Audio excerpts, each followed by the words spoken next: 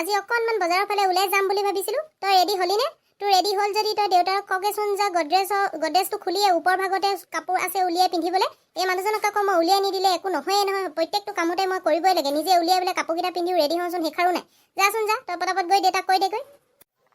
মা মোৰ ৰেডি হৈ গ'ল। মই দেউতাক কৈছোঁ তুমি সোনকালে ৰেডি হোৱা তেতিয়াহ'লে।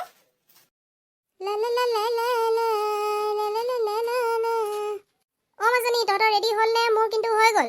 দেউতাৰ ওলাইছে নে চা। এই মানুহজনৰ মানে ইমান দেৰি লাগে নহয়। মই মাইকী মানুহজনী হৈ পটাপট ওলাব পাৰোঁ। দেউতাৰৰ মানে একেবাৰে লেজি, প্ৰত্যেকটো কামতে লেজি। জল্দি কৰ, সোনকালে আহিব লাগিব। গৈ পাওঁ মানে আহিব হ'বই আমাৰ। ৰমলা, বজাৰতনো তুমি কিনো কিনিবা? আছে মোৰ বস্তু কেইটামান কিনিবলৈ। আপুনি গৈ থাককচোন, গাড়ী চলোৱা মানুহে গাড়ী চলাই থাকক, বজাৰত দেখিলে গম পাব নহয়। কিন্তু এটা কথা আকৌ, বজাৰলৈ গৈ আহোঁ কৰি নাথাকিব। মই বস্তু কিনিবলৈ চামহে, তেওঁ আমনি লাগে। এখন দোকানত 10 মিনিট থাকিবলৈ ধৈৰ্য নাই। হ'ব বাৰু দিয়া, ল'বা তুমি, ৰৈ দিম। এবাৰ কি হ'ল জাননে মাজনী?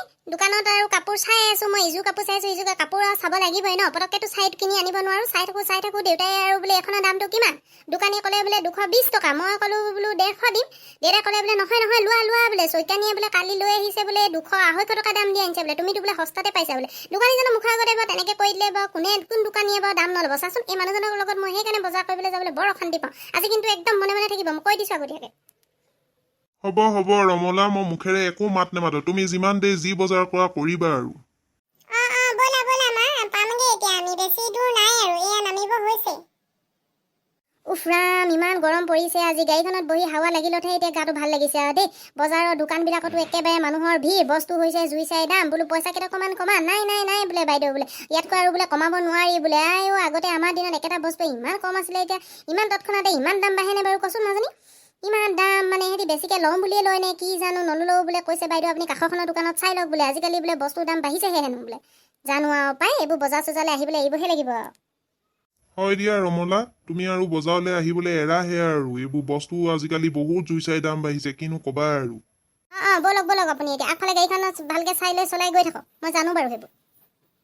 মা মোৰ হ'লে বহুত ভোক লাগিছে। গৈ কিন্তু মোক কিবা এটা বনাই দিবা দেই মা। মোৰো অকণমান ভোক লাগিছে আৰু। ভাবিছিলোঁ তাতে অকণমান কিবা এটা খাওঁ। কেনেকৈ সোমাবি কচোন? ইমান গৰম। তাৰ ইফালে আকৌ মানুহৰ হেঁচা ঠেলা। ক'ৰপানো কেলেনো ইমান মানুহ বজাৰলৈ ওলাই আহে আৰু গম নাপাওঁ আৰু দেই। দিনটোত একেবাৰে মানুহৰ হেঁচা ঠেলা। দোকান এখনতো সোমাব নোৱাৰি। খাওঁ বুলিলে কিবা এটা সোমাবও নোৱাৰি। তই লাইন পাতি ৰৈ থকাতকৈ ঘৰত কিবা এটা বনাই খোৱাই ভাল আৰু। পামহি এতিয়া ঘৰতে কিবা এটা বনাই দিম, তাতে খাবি দেই মাজনী। হ'ব মা। মোৰো ভোক লাগিছে পাই ৰমলা। ক'বলেহে অথনিতেই ভোক লাগি আছিলে, ক'বলেহে বেয়া পালো তোমাক।